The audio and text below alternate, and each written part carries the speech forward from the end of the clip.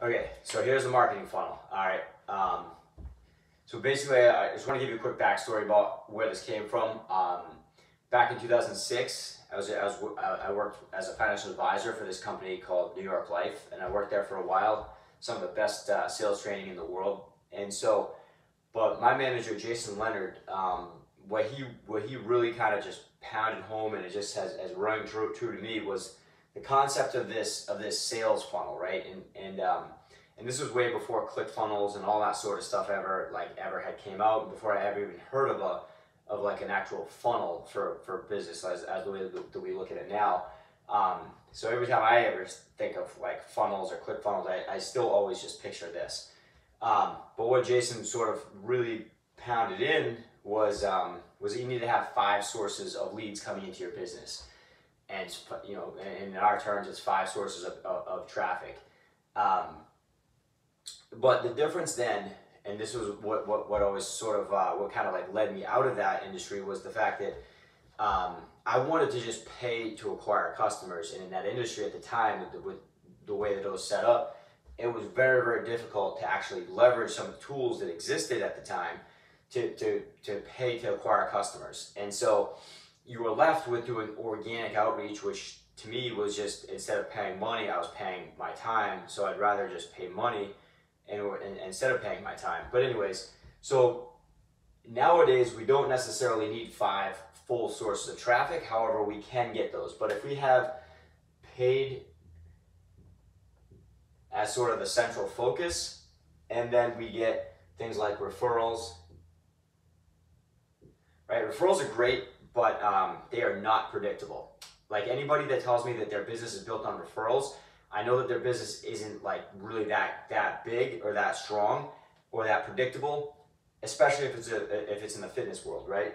So referrals are gonna be great, and especially if you have like a really dialed in process around getting referrals.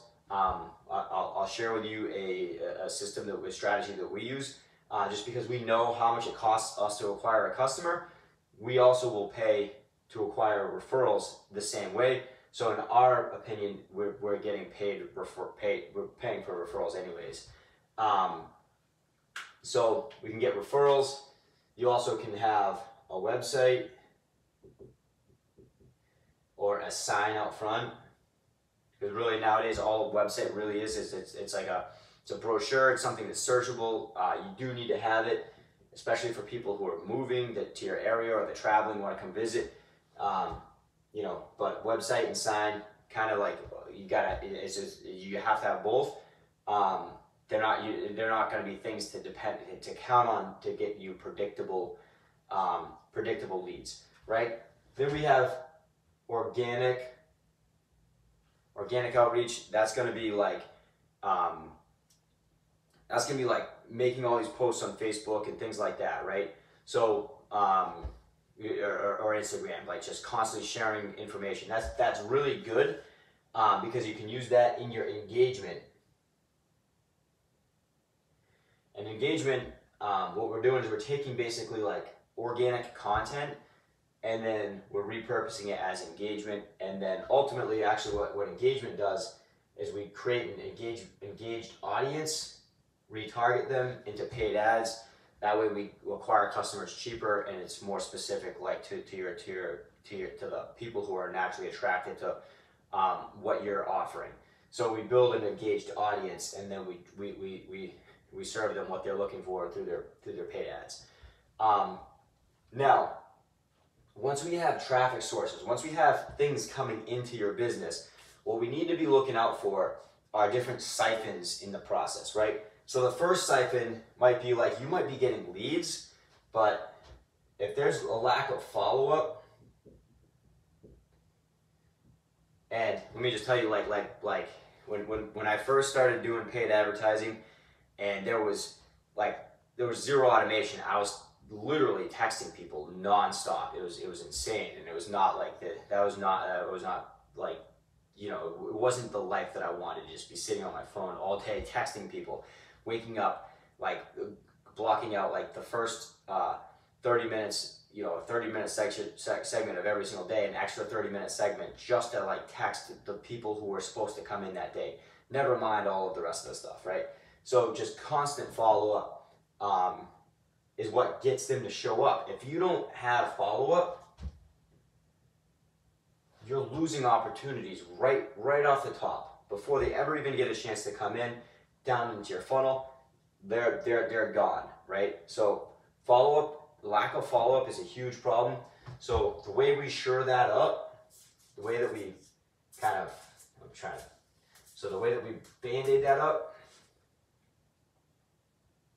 so we'll patch that up with follow-up.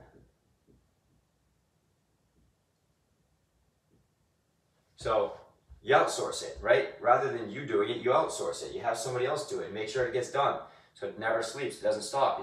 You're not counting on a front desk person to follow up and remember to follow up. You put it in play so that you have teams in multiple countries that are able to follow up using your language, so that the customers never know that like just somebody else is, you know, they're being followed up with anybody else. It looks like it's coming from you. So you have awesome follow-up that gets people to show up. So these people who are opting in, coming in, they need to follow up. They need certain follow-up in the right context based on what they came in from. So you give them good follow-up. Now the next siphon, the next hole in the funnel is sales, right? Just because they're your perfect avatar, your perfect type of customer, does not mean they're going to come in and buy. You have to actually sell them, and sales doesn't have to be this crazy like we picture car salesmen and stuff like that. That's not what this has to be at all, right? Sales is more, and especially in this sense, is that it's guiding people to help them make the right decision, right? And if they're coming in, you're showing them everything about your facility and how great it is and how great everything else is, they're not gonna buy, right? Very, very few of them will buy. The people that are going to buy are the people, or when you have a dialed-in process where you actually get to learn about them, what their desires are and where they're at now, and help them bridge that gap. And when you can do that, that's sales. And when you have a really dialed-in process to help guide them to make the right decision, when you have that dialed-in process, which is what we teach, you plug up that hole. All right. So now we're acquiring customers. Then the next issue can be churn, right? So we get them to, so they come in, there's different levels to this. Now they get down here and we're serving them, right? So now they're in their first few weeks. If we're not really taking care of them, if there's not a dialed-in process to help them get them all the tools they need, get them connected to the right people, they're gonna leave from just not being cared for. So you have to care about them, right? So we plug this up by giving you processes so that you can actually care for them, so you can take care of them, right? Now you're able to keep them as an actual customer, right? So then they flow down into the bottom here, which really, when we get this all the way down to the bottom, this is going to be your core, right? This is where your actual members are. This is where your 250 is, right? Now, there's still going to be siphons here too, right? So when we're down here, again, certain siphons can be like this. So you could have, again, like they might feel like you're only paying attention to the people up here. So if you don't have enough staff, you'll have churn here. So you have churn of your core members. That will be higher if we're not taking care of them in the right way. You can't just take care of just the newer people, you have to take care of the core people too. So the best way to deal with that is to have the correct staff, right? When you have the correct staff that's set up to be able to have processes for sales, processes for taking care of newer people, and processes for taking care of your core people, when you have staff that does that, that's when churn goes down, right? So we plug that hole by having the correct staffing in place. Now, you're always going to have to deal with the stuff that is inevitable, right? People are going to move. That is not going to change. People are going to have things change in their lives. Like, that's not going to change. There's just things that happen in people's lives. Their desires change. Their outlook on life changes. Like, different things change. Jobs, that takes them in different places. To change, their kids get into sports.